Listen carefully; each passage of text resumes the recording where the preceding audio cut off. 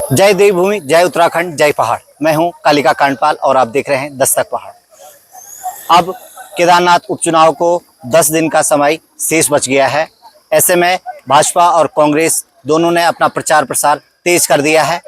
आज हम मौजूद हैं बावई ग्राम में, जहां पर जमीनी नेता कहे जाने वाले उत्तराखंड के पूर्व मुख्यमंत्री हरीश रावत जी की एक विशाल जनसभा यहां पर अभी अभी संपन्न हुई है। हमारे साथ इस समय बात करने के लिए मौजूद हैं कांग्रेस पार्टी के जिलाध्यक्ष कुंवर सजवाण जी। सजवाण जी, आपका दस्तक पहाड़ पर बहुत बहुत स्वागत और अभिनंदन। बहुत बहुत धन्यवाद और आपके सभी दर्शकों को मेरा प्रणाम। सजवाण साहब, जैसा कि मैंने कहा कि 10 दिन से अधिक का समय चुनाव प्रचार प्रसार को खत्म हो चुका है और 10 दिन का समय लगभग अब शेष रह गया है। कितनी तैयारियां आपको लगती हैं कि हो गई हैं और कितना और अभी कांग्रेस को प्रयास करने की आवश्यकता है? देखिए, चुनाव जब तक संपन्न नहीं हो जाता है तब तक जो है तैयारियां लगी रहती हैं, लेकिन संगठन के तौर पे हम जो है पिछले 2 महीने से तैयार थे चुनाव के लिए। भाजपा चुनाव के लिए डर रही थी, उन्होंने 2 महीने चुनाव को और पीछे किया। हम तो 2 महीने पहले से तैयार थे चुनाव के लिए। हमारे सारे मंडल अध्यक्ष तैयार थे, हमारे सारे न्याय पंचायत अध्यक्ष तैयार थे, हमारे ब्लॉक अध्यक्ष तैयार थे, हमारी बूथ कमेटियाँ सारी बन चुकी थी और अब तो ये रण जो है छिड़ चुका है। और इसमें अब हमारे जो है जो स्टार प्रचारक हैं सारे लोग आप देख रहे होंगे क्षेत्र में, गोदयाल जी क्षेत्र में हैं, जसपाल आर्य जी क्षेत्र में हैं, करण नारा जी क्षेत्र में हैं, हरीश रावत जी क्षेत्र में हैं। सब अपने अपनी तरफ से जो है सारे मोर्चों को संभाले हुए हैं और कांग्रेस के पक्ष में इस समय माहौल है और सारी जनता चाहती है कि यहाँ से जो है धामी सरकार को जो है एक कड़ा जवाब हम लोग देंगे और कांग्रेस के प्रत्याशी मनोज राव जी को जो है भारी मतों से जिताएंगे। सजवाण साहब, कांग्रेस लगातार केदारनाथ यात्रा मार्ग पर जिस प्रकार से वहां पर व्यवसायियों का रोजगार छीनने का काम सरकार ने किया और लगातार वहां की जनता में बहुत आक्रोश सरकार के खिलाफ है। वहां पर बहुत ज़्यादा आक्रोश में जनता है और बीजेपी कांग्रेस लगातार इस मुद्दे को लेकर के जनता के बीच जा रही है। तो इस सब के बीच भाजपा का आरोप है कि काशी और बद्रीनाथ में भाजपा की हार के बाद जो सनातन विरोधी ताकतें हैं वो लगातार सक्रिय हैं और केदारनाथ में भी सनातन विरोधी ताकतें बहुत तेजी से बीजेपी को हरा करके एक मैसेज पूरे देश और दुनिया में देना चाह रही है कि जो सनातन जो धर्म है उसके खिलाफ लोग वोट कर रहे हैं। क्या कहेंगे? देखिए, सनातन बचाने का ठेका सिर्फ भाजपा ने नहीं लिया है और अगर वो बहुत बड़े सनातनी हैं तो जय श्री राम बोल करके आप जो है लोगों को धमकाने का काम करते हैं। असली सनातन वो है कि जोशीमठ में हमारा जो है 5000 साल पुराना इतिहास जो है शंकराचार्य का है। जोशीमठ आज बर्बाद हो गया। वहाँ पे जो है कल्प वृक्ष जो है वो जमीन जो है दरकने को आ रखी है। भाजपा ने कितना संरक्षण जो है उसका किया है।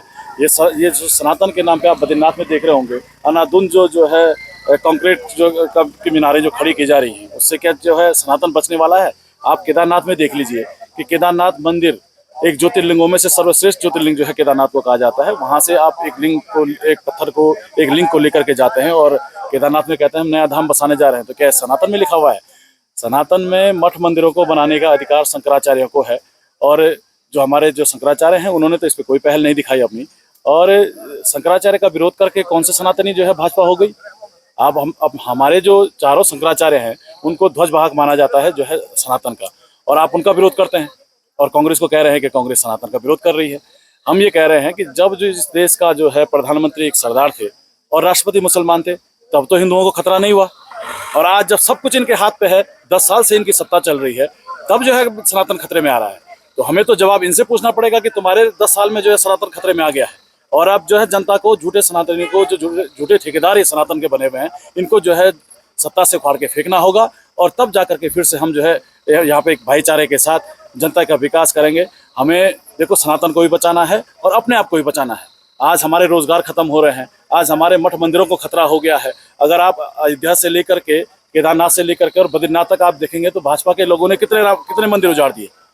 और ये आप रुद्रप्रयाग में हनुमान मंदिर हुआ करता था, आपके सामने पे क्या हुआ? भाजपा के राज में सारे पुराने मंदिरों को तोड़ा जा रहा है और बड़े बड़े मंदिरों का नाम लेकर के ये कह रहे हैं कि हम बहुत बड़े सनातनी हैं। तो झूठा सनातन ज़्यादा समय तक चलेगा नहीं और जनता की अब आंखें खुल रही हैं। जनता देख रही है कि जो है सिर्फ सांप्रदायिक बातें करके आप जो है जनता की मूलभूत जो समस्याएं हैं उनसे आप आंख नहीं मोड़ सकते। सजवाण साहब, 2022 अगर चुनाव की हम बात करें तो उस समय भाजपा और कांग्रेस के अलावा निर्दलीय प्रत्याशी कुलदीप रावत के भी बहुत अच्छा वोट उस समय चुनाव में लिया और भी 2 अन्य प्रत्याशी थे, उन्होंने भी वोट लिया है।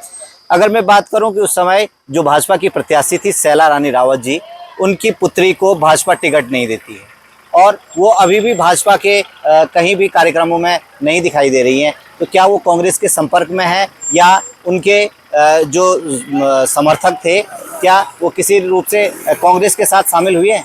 देखिए, हमारे संपर्क में चाहे कुलदीप रावत जी के लोग हों, चाहे ऐश्वर्या के लोग हों, सारे लोग हमारे संपर्क में और काफ़ी लोग कांग्रेस के लिए काम भी कर रहे हैं। जो निर्दलीय जो है अपने आप को जो है भाजपा के साथ खड़े दिख भी रहे हैं आपको मंचों पे, उनके समर्थक। देखिए, समर्थक जो है किसी व्यक्ति के हो सकते हैं, लेकिन वो व्यक्ति अगर चुनाव नहीं लड़ता है तो फिर वोटर स्वतंत्र हो जाता है।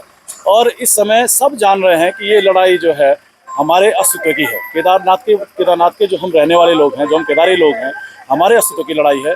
इस लड़ाई में ऐश्वर्या के समर्थक हों, चाहे कुलदीप रावत के समर्थक हों, चाहे देवेश नौटियाल के समर्थक रहे हों, चाहे समन तिवारी के समर्थक रहे हों, वो सारे के सारे हमारे साथ हैं। और जिला कांग्रेस कमेटी के अध्यक्ष होने के नाते मैंने कईयों को कहा भी है कि कोई खुल करके हमारे मंच पे आना चाहता है तो उनका स्वागत है। सजवाण जी, आपने अपने क्षेत्र में जाकर के लगभग लोगों से आप पूरा क्षेत्र आप कवर कर चुके हैं। क्या लगता है आपको कि इस समय कांग्रेस को कितनी बड़ी जीत मिलने जा रही है? देखिए, मैं भाजपा की तरह बड़ी बातें नहीं करता हूं, लेकिन हम क्षेत्रों में गए हैं, जनता का पूरा इस समय समर्थन कांग्रेस को है और मैं उम्मीद करता हूं कि हम जो है भारी बहुमत के साथ यहां चुनाव जीतेंगे और मनोज राउत जी जो है फिर एक बार जो है विधानसभा पहुंचेंगे। दस्तक पहाड़ से जुड़ने के लिए सजवाण जी बहुत बहुत धन्यवाद।